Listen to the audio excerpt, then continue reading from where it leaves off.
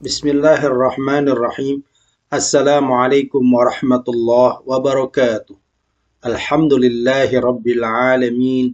Wassalatu wassalamu ala ashrafil anbiya'i wal mursalin wa ala alihi wa ashabihi ajma'in, amma ba'd.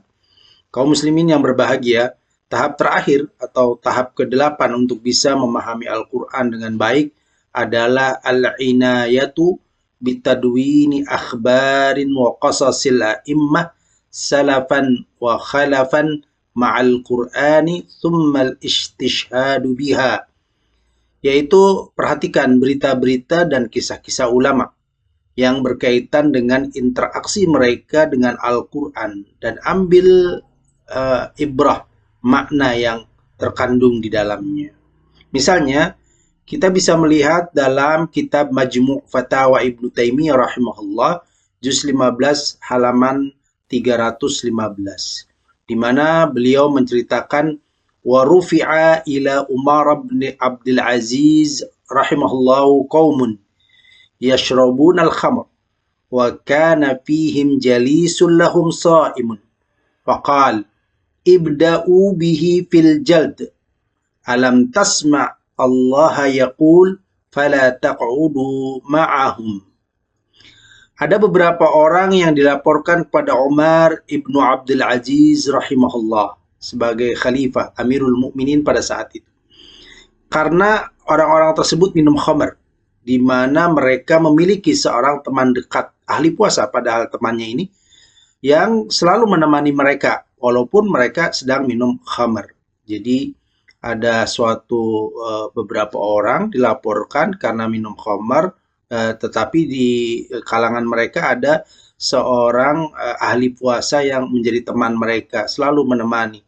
Maka Umar bin Abdul Aziz rahimahullah memberikan hukuman pertama dengan mengatakan ibda'u bihi, mulailah hukum jilid, cambuk kepada teman duduknya itu.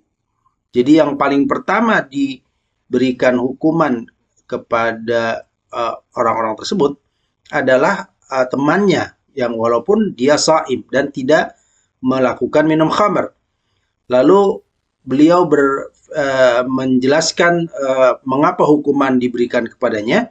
Bukankah kalian mendengar firman Allah Subhanahu wa taala di dalam surah An-Nisa ayat 140? Wa qad nazzala 'alaikum fil kitabi an idza sami'tum ayatillahi yukfaru biha wa yustahza'u biha fala taq'udu ma'ahum hatta yakhudu fi haditsin ghairi.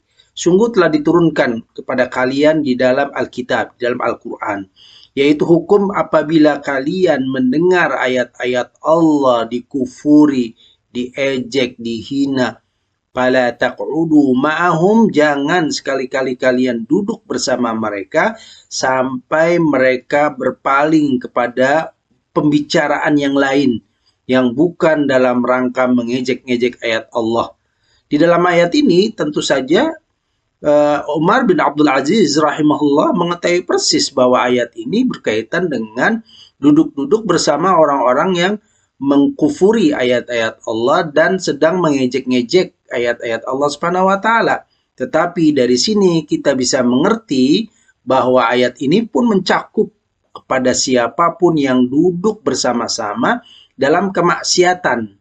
Sama dia itu hukum dengan pelakunya walaupun dia sendiri tidak melakukannya, seperti yang diberikan hukum oleh Umar bin Abdul Aziz rahimahullah kepada orang-orang tersebut, kepada seorang yang temannya yang padahal dia ahli puasa, tidak melakukan maksiatan, tapi dia selalu duduk bersama ahli-ahli maksiat ini. Ini gambaran bagaimana salah satu memaknai dari ayat-ayat Allah Subhanahu wa taala yang kita pelajari dari interaksi para salafus saleh, para ulama yang sangat concern, perhatian terhadap ayat-ayat Al-Quran dan ahli dalam bidang-bidang Al-Quranul Karim. Demikian, mudah-mudahan Allah Subhanahu wa taala memberikan manfaatnya buat kita sekalian.